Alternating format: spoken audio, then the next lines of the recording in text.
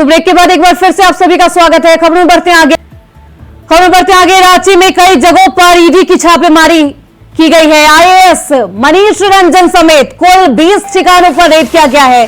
झारखंड सरकार के मंत्री मिथिलेश ठाकुर भी गिरफ्तार किए गए हैं। टेंडर घोटाले से जुड़े मामले में छापेमारी की गई है। मंत्री और उसके संबंधियों के यहां छापा मारा गया है। रांची और चाईबासा में ईडी कर रही है छापेमारी।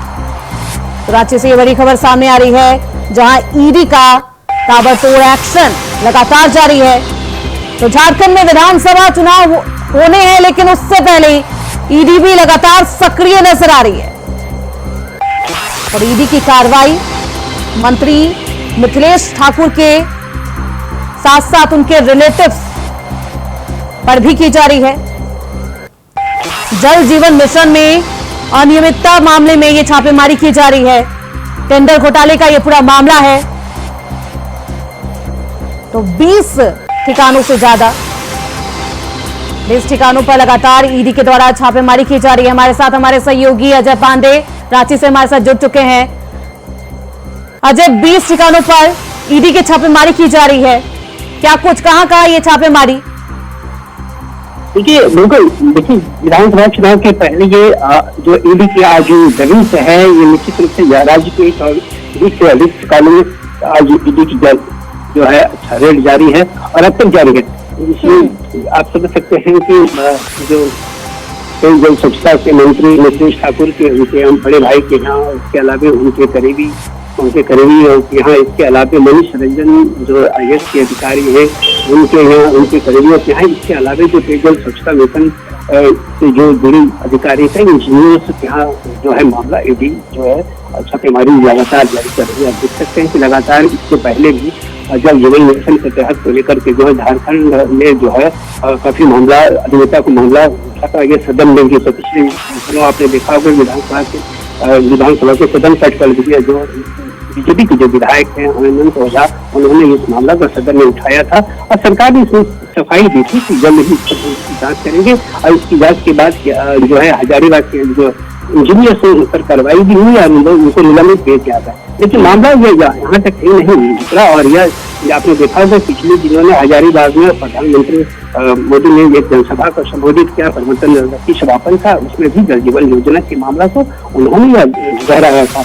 तो इस प्रकार से आप देख सकते हैं कि ईडी जो है इस मामले को अपने हैंड ओवर लिया है और इस मामले को लेकर के जांच शुरू कर दी है। अब मुझे लगता है कि आप इसमें सरकार जो है जो मंत्री है मिथिलेश ठाकुर, उन पर भी जांच की आंच पहुंच सकती है। देखना पड़ेगा कि राज्य में जितनी भारी तरीके से जिस प्रकार से राज्य के विभिन्न जिलों में जल जीवन मिशन के तहत जो है हर घर में जल पहुंचाने की जो योजना सरकार द्वारा की गई थी और इस पर जो जांच चल रही है। मुझे देखना पड़ेगा कि ईडी की जांच के बाद अब कौन से मामले सामने आते हैं और सरकार के जो इस प्रकार से देख सकते कि विधानसभा के चुनाव के पहले इस प्रकार का ईडी की जो दबिश है निश्चित रूप से सियासी हलचल मचा हुआ।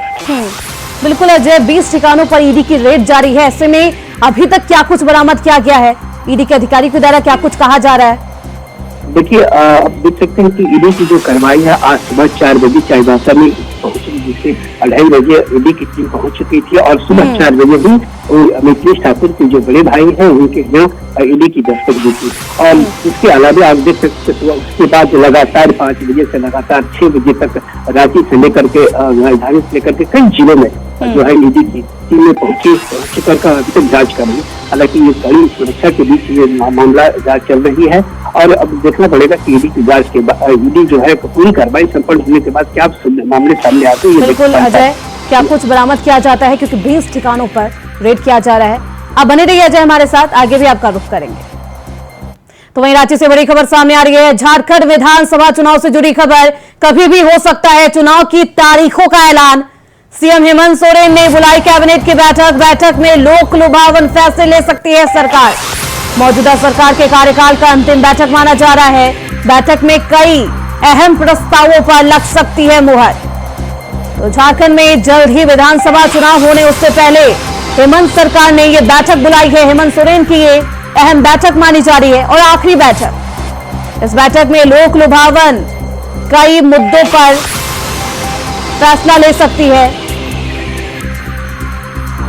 और मौजूदा सरकार के कार्यकाल का यह अंतिम बैठक माना जा रहा है। बैठक में कई अहम प्रस्तावों पर भी मुहर लग सकती है। हमारे साथ हमारे सहयोगी अजय लगातार बने हुए हैं। अजय, चुनाव की तारीखों का ऐलान हो सकता है, कब तक विधानसभा चुनाव की तारीखों का ऐलान होगा और कब तक चुनाव, क्योंकि जनवरी 2025 में कार्यकाल खत्म हो जाएगा। निश्चित रूप से देखिए, विधानसभा चुनाव की जो सरगर्मी थी है, और यह मुझे लगता है कि झारखंड के साथ साथ महाराष्ट्र की जो विधानसभा के चुनाव की घोषणा जल्द हो सकती है। और यहाँ इसी को लेकर के साथ सरकार ने जो है 8 दिनों के अंदर ये दूसरी कैबिनेट बैठाई है। आपने देखा हो कि पिछले दिनों 8 तारीख को राज्य सरकार ने कैबिनेट की बैठक ली थी, जिसमें 81 प्रस्तावों का जो प्रस्ताव पारित किए गए थे, जिसमें कई जो है लुभावन योजनाएं को लागू की गई थी। जिस प्रकार से आपने देखा होगा, जिस प्रकार से उनके कर्मचारियों से लेकर के तमाम जो जन सेवाओं को लेकर के उन्होंने योजना लागू की थी। इसके अलावा देखा होगा कि आपने पिछले दिनों अल्पसंख्यकों की मुफ्त शिक्षा के लिए भी अपनी योजना निकाली। इसके अलावा आंगनबाड़ी सेविकाओं को लेकर के नई नियमावली को भी संशोधन करते हुए भी उन्होंने जारी की थी। तो आप देख सकते हैं कि विधानसभा के चुनाव की आहट है, और ऐसे में जो है अब मुख्यालय केंद्र सचिवालय में आज यहाँ मुख्यमंत्री की अध्यक्षता की बैठक कर रहे हैं। और बैठक में आज मुझे लगता है कि कई बड़े उसमें निर्णय लिया जा सकते हैं, जिसकी विधानसभा का चुनाव है, सरकार के आखिरी ये कार्यकाल भी हो सकता है। ये कैबिनेट की बैठक है, और मुझे लगता है कि इस बैठक के बाद कई जो है बड़े डिसीजन लिया जा सकते हैं, जो विधानसभा चुनाव के लिए उनके हितकारी हो सकते हैं। तब देखना पड़ेगा कि जिस प्रकार से राज्य सरकार ने जो नया योजना चला रही है, वैसे ये योजना काफी लोकप्रिय रही है इस सरकार की, और भारी संख्या में इस महिलाओं ने इस योजना का लाभ उठाया है। और मुझे लगता है इस योजना की लोकप्रियता को बढ़ते हुए देखते हुए राज्य सरकार ने जो है इसे यह राशि जो है मतलब 100 यानी पहुंचाएंगे, यानी 1000 से लेकर के 2500 तक वो कर सकती है। अब देख सकते हैं कि इसके बाद अब देखते कैबिनेट के बाद बैठक के बाद ये क्या निर्णय लेना होता है, ये देखने वाली बात थी।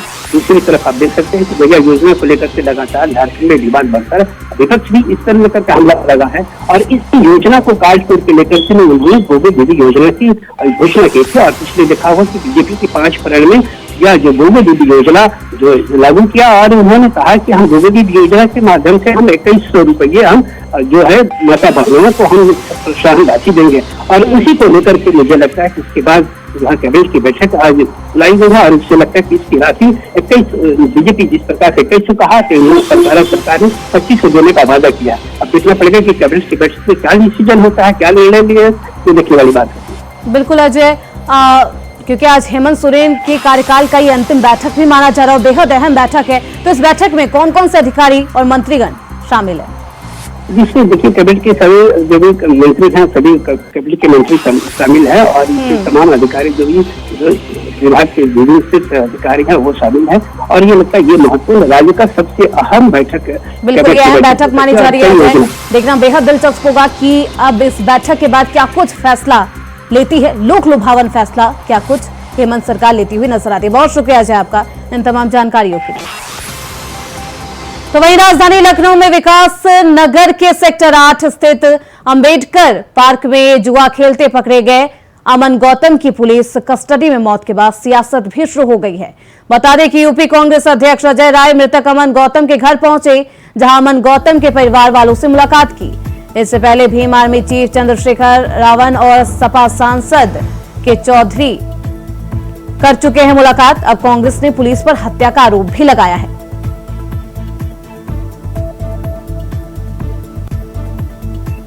तो परिजनों से मुलाकात करते हुए विपक्षी पार्टियों के दिग्गज नेता नजर आ रहे हैं।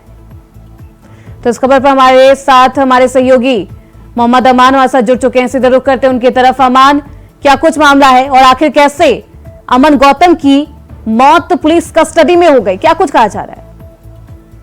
जी आपको बता दें, जिस तरह से ये बीते 10 अक्टूबर का मामला बताया जा रहा है, जहाँ पे विकास नगर के अम्बेडकर पार्क में एक जुए की सूचना मिलती है। विकास नगर पुलिस सहित सीआरपी पुलिस मौके पर पहुंचती है, जहाँ पे पुलिस को देख के जो जुआरी थे वो मौके पर भागते हैं। लेकिन पार्क में बताया जा रहा है कि एक अमन नामक युवक और उसका दोस्त सोनू, जिनको पुलिस गिरफ्तार कर लेती है। बताया जाता है कि इनको जुए के आरोप में पुलिस गिरफ्तार करती है, जबकि वहां से जो स्थानीय लोग हैं उनका साफ तौर से कहना है कि दोनों युवक वहां पे जुआ नहीं खेलने थे, उनको पुलिस ने ऐसी हिरासत में लिया गया। तो वहीं पे जब इसकी पुलिस हिरासत में अमन की मौत हो जाती है तो उसके बाद लगातार सियासी मामला बढ़ता नजर आता है, जिसको देख के अलग अलग बयान पुलिस के सामने आने लगते हैं। जहाँ पे एक बार अमन की जो गिरफ्तारी थी, जिसको लेके बताया जा रहा था कि इसको जुए के मामले में गिरफ्तार किया है, तो वहीं जब सियासी मामला बढ़ता है तो वहीं तो पुलिस अपना बयान बदलती है और बताती है कि इसके पास से गांजा भी बरामद हुआ था। जब से गांजा की बात भी साफ होती नजर आ रही है तो स्थानीय लोगों का कहना था कि अमन किसी भी तरह का कोई नशा नहीं करता था, वो साफ सुथरा एक व्यक्ति, सीधा साधा पारिवारिक व्यक्ति था। तो वहीं पर पुलिस ने जब अमन को गिरफ्तार किया तो बताया कि उसकी जेब से पैसा भी बरामद हुआ था। उसके साथ लगातार मौत के बाद से ही लगातार जो राजनीतिक दल है, नेता है, वो चाहे भीम आर्मी चीफ रावण हो या अखिलेश यादव के जो प्रतिनिधिमंडल हो, और चाहे मायावती लगातार भी इस मामले को लेकर ट्वीट कर रही है ना, वहां पे आपको बताएंगे कि अमिताभ ठाकुर जो पूर्व आईपीएस है, वो भी इस मामले को लेकर घटना स्थल पर पहुंचे हैं और मृतक के परिजनों से मिलने पहुंचे, जहां पर अमिताभ ठाकुर ने भी कई ऐसे सवाल खड़े किए हैं जो पुलिस की जो छवि है उसको धूमिल करता नजर आ रहा है। वहां पर अमिताभ ठाकुर ने लगातार जो अमन की मौत के मामले को लेकर कई ऐसे बड़े सवाल जहां पर पुलिस ने खड़े कर दिए, जिसका कोई भी जवाब कमिश्नरेट पुलिस के पास नहीं नजर आ रहा है। बिल्कुल अमान, क्योंकि आज अजय राय मुलाकात करने पहुंचते हैं, क्या कुछ परिवार वालों से मुलाकात करते हैं, क्या कुछ बातचीत करते हैं, क्या कुछ आश्वासन दिया जाता है? जी, जिस तरह से बताया, कांग्रेस के प्रदेश अध्यक्ष अजय राय मौके पे कई अपने कांग्रेस नेताओं और साथियों के साथ मौके पहुंचते हैं और जो मृतक है उसके परिवार से मिलते हैं, मृतक के परिवार को आश्वासन देते हैं कि आपके साथ न्याय होगा। तो और वहीं कांग्रेस के जो अजय राय है, प्रदेश अध्यक्ष है, उनका साफ तौर पर कहना सरकार से मांग है कि जो मृतक है उसके परिवार के एक व्यक्ति को सरकारी नौकरी दी जाए और 50 लाख का मुआवजा दिया जाए, और जो भी इसमें दोषी है उनके ऊपर कठोर से कठोर कार्रवाई की जाए। बहुत शुक्रिया अमान आपका इन तमाम जानकारियों के लिए। खबरों बढ़ते आगे, दिल्ली से बड़ी खबर सामने आ रही है। केंद्रीय मंत्री चिराग पासवान की सुरक्षा बढ़ाई गई है। गृह मंत्रालय से मिली है सीआरपीएफ सिक्योरिटी। तो दिल्ली से बड़ी खबर सामने आ रही है, जहां चिराग पासवान की सिक्योरिटी बढ़ाई गई है। सुरक्षा व्यवस्था को और भी सुदृढ़ किया गया है। गृह मंत्रालय की ओर से बढ़ाई गई है ये सुरक्षा।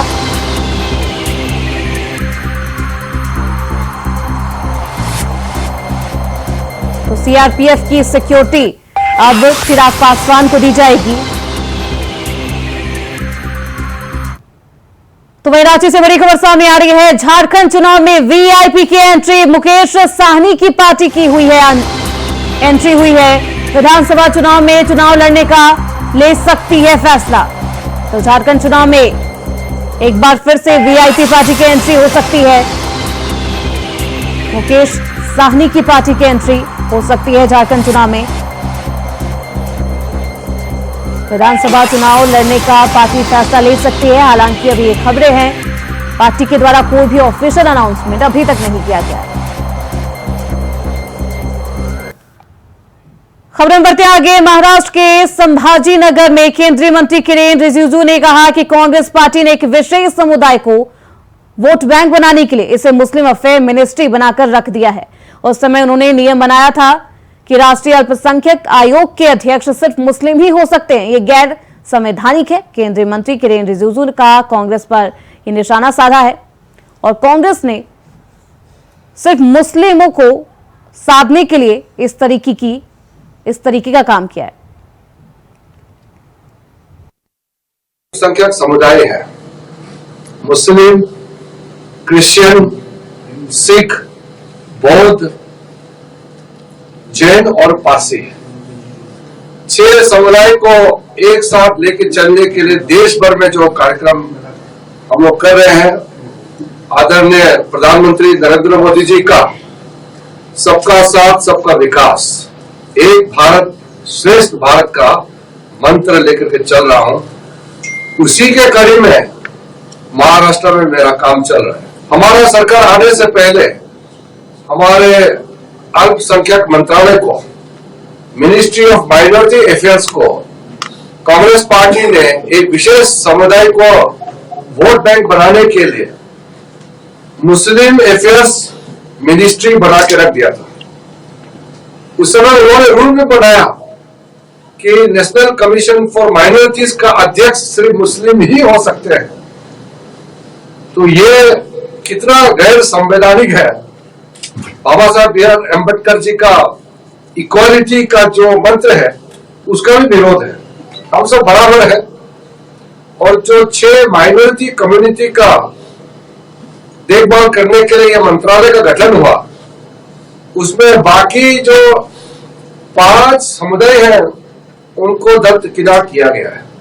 इसका नुकसान सबको हुआ है। सबसे बड़ा नुकसान तो मुसलमानों को हुआ है, क्योंकि मुसलमानों को वोट बैंक के नजर से कांग्रेस ने स्थापित किया है।